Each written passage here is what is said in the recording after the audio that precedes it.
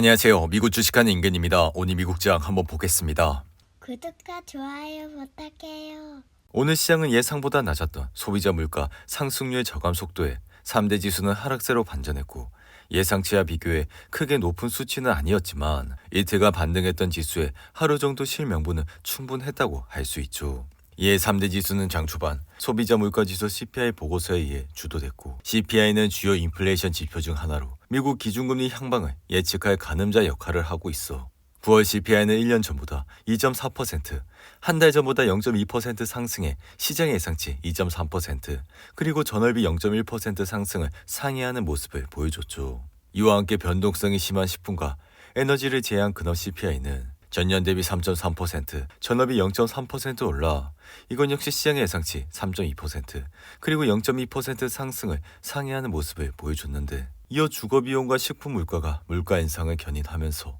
지난달 주거비용 상승률은 0.2%, 식품 물가 상승률은 0.4%를 기록하면서 이 두 품목의 상승보다는 전체 상승분의 75%를 차지했습니다. 이에 따라 다음 달로 예정된 FOMC 회의에선 기준금리를 50bp 인하하는 피컷 가능성이 더 낮아졌고 연준의 관점에서 볼 때 금리는 아직 너무 높아 현재는 11월 FOMC에서 금리를 25bp 내릴 것이라는 것에 무게를 두고 있다 할 수 있죠. 이에 개인적인 생각은 지속적인 디스인플레이션 진행을 감안할 때 올해 남은 두 차례의 FOMC 회의에서 각각 금리를 25bp씩 인하할 것으로 예상이 되며 이러한 인하 주기는 내년에도 계속될 것이라 금리는 내년 여름쯤 3% 정도로 거의 중립적인 수준까지 내려올 가능성이 굉장히 높다고 할 수 있습니다. 한편 이날 발표된 신규 실업수당 청구 건수는 전주보다 3만 3천 건 늘어난 25만 8천 건으로 급증했고 이 같은 수치는 시장 예상치 23만 건을 상회하며 지난해 8월 이후 가장 높은 수준까지 올라왔다 할 수 있죠. 이에 따라 이 같은 현상은 거의 대부분이 폭풍으로 피해를 입은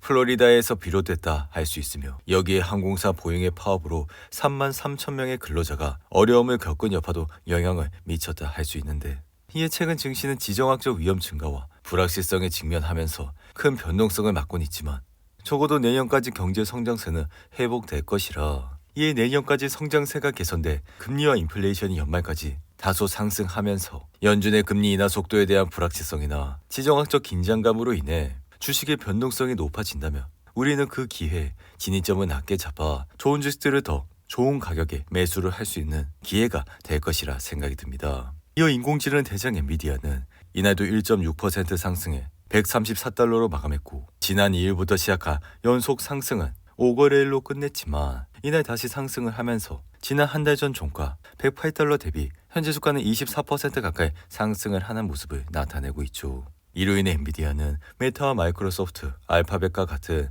주요 고객이 AI에 대한 투자를 업데이트할 실적 발표 기간을 앞두고 사상 최고가에 가까워지고 있어. 엔비디아의 최신 AI 칩을 대규모로 사들이는 메타는 실적 발표가 예정되어 있어. 이번 실적 발표에서 기업들이 AI에 어느 정도 규모의 투자를 할지도 관심이 쏠리고 있다 할 수 있죠. 이로 인해 엔비디아는 이러한 투자 규모에 따라 주가는 다시 사상 최고치를 갈아치울 수 있어. 엔비디아의 주가의 최고치는 지난 6월 18일에 기록한 135달러로 현재 주가와 약 1% 남짓밖에 차이가 남지 않은 상황이라 할 수 있습니다. 이로 인해 엔비디아는 마이크로소프트를 제치고 시가총액 2위 자리도 달아냈고 현재 시총은 3조 3,069억 달러로 1위 애플을 코앞까지 추격하고 있다 할 수 있는데 이에 엔비디아의 최근 주가 상승세는 4분기 양산에 들어가는 블랙엘에 대한 수요가 늘어나고 있기 때문으로 제네스당은 최근 인터뷰에서 블랙엘은 완전히 생산 중이며 계획대로 진행되고 있어 블랙엘에 대한 수요는 엄청나 모두가 최대한의 물량을 원하고 있다고 밝히는 모습을 보여줬습니다.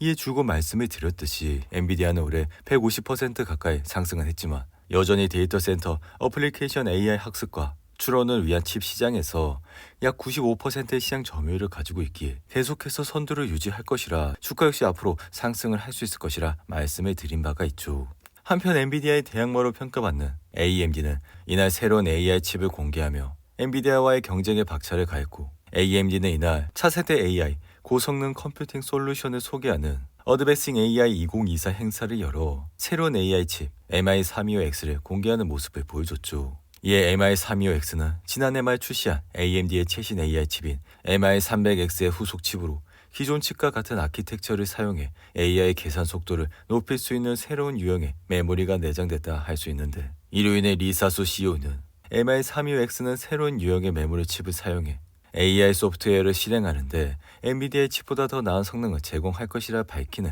모습을 보여줬습니다. 여기에 내년에는 차세대 AI 칩 MI350을, 2026년에는 MI400을 출시할 것으로 밝혔는데, 이어 이날 로보택시를 공개하는 테슬라는 로보택시가 주가의 상승 촉매가 될 수 있을 것이라는 기대감이 높아졌지만 이날은 1% 가까이 하락해 $238로 마감했고, 테슬라는 이번 행사에서 로보택시 시제품과 승차 서비스 예약 플랫폼을 공개해 여기에 로보택시의 생산과 업데이트된 완전 자율주행 기술도 발표할 것으로 예상이 되고 있죠. 이로 인해 테슬라는 차체 자율주행 기술을 이용해 무인으로 주행하는 택시를 운영하면서 요금을 받고 승객을 태우려는 구상을 하고 있어 사이버캡은 운전자의 감독하에 도심 속 도로와 고속도로에서 자동으로 속도를 조절하고 방향을 바꿀 수 있는 기술을 갖추고 있다 할 수 있죠. 이에 일론 머스크는 그동안 테슬라가 전기차 판매보다 자율주행과 인공지능 기술을 우선순위에 두고 있다는 점을 강조해왔고, 그는 지난 7월 2분기 실적 발표 자리에서도 테슬라가 차량 자율주행 문제를 해결할 것이라고 믿지 않는 사람은 테슬라 주식을 보유하지 않을 것을 권장한다고 밝혔는데, 이에 개인적인 생각은 테슬라는 이번 행사에서 판도를 바꿀 자율주행 기술을 공개할 것으로 예상이 되지만 아직 증명해야 될 게 많다고 생각이 들며, 이에 이번 행사로 테슬라 주가가 하락해도 놀랍지는 않아 이 같은 현상은 충분히 예상할 수 있는 일이라 할 수 있죠. 이에 테슬라는 그동안 주요 행사나 중도의 발표를 앞두고 보통 기대감에 주가는 올랐지만 그 이후 실망감을 안고 하락하는 것이 일반적인 추세였다 할 수 있는데, 이에 테슬라는 분명히 로보택시 출시에 집중을 하고는 있지만 웨이모와 크루즈는 이미 미국에서 로보택시를 운영하고 있어 이번 발표에서 테슬라는 여전히 혁신의 중심이며 다른 빅테크들과 차별화된 모습을 보여줘야 된다 생각이 듭니다. 한편 이날 S&P 500은 0.1% 하락해 사상 최고치를 기록한 이후 다소 주춤한 모습을 보였지만 여전히 20일 이동평균선과 50일 이동평균선 상단에서 흐름을 이어가고 있고, 시장의 돈은 다시 미국으로 몰려들고 있기에 미국 경제는 여전히 강하고 페드는 금리 인하로 지원에 나서면서 지금으로서는 증시가 당체 떨어질 기미가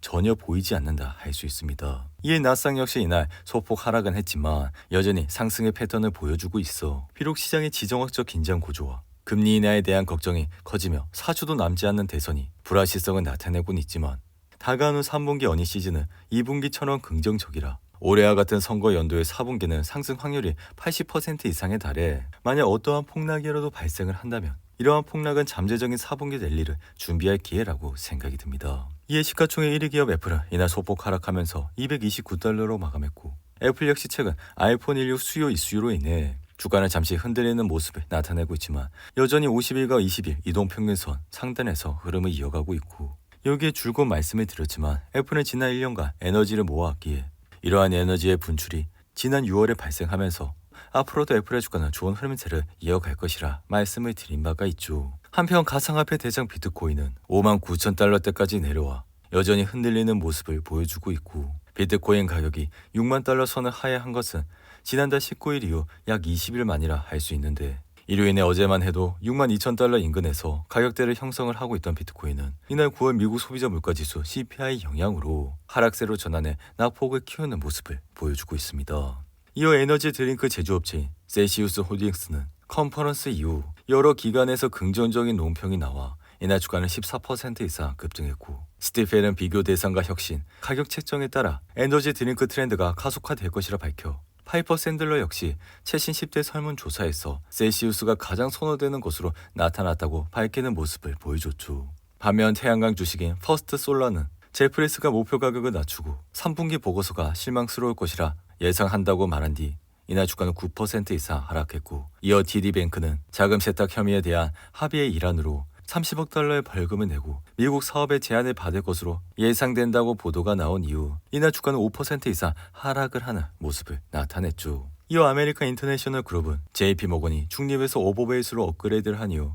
주가는 1% 이상 상승했고, 약국 체인인 CVS 헬스는 바클레이스가 동일 가중치에서 오버웨이스로 업그레이드를 한 이후 주가는 1.3% 상승을 하는 모습을 보여줬습니다. 오늘도 8분이 넘는 긴 영상 끝까지 시청해 주셔서 감사하고요. 가시기 전에 구독과 좋아요 잊지 마시고, 그럼 저는 다음 영상에서 찾아뵙겠습니다. 감사합니다.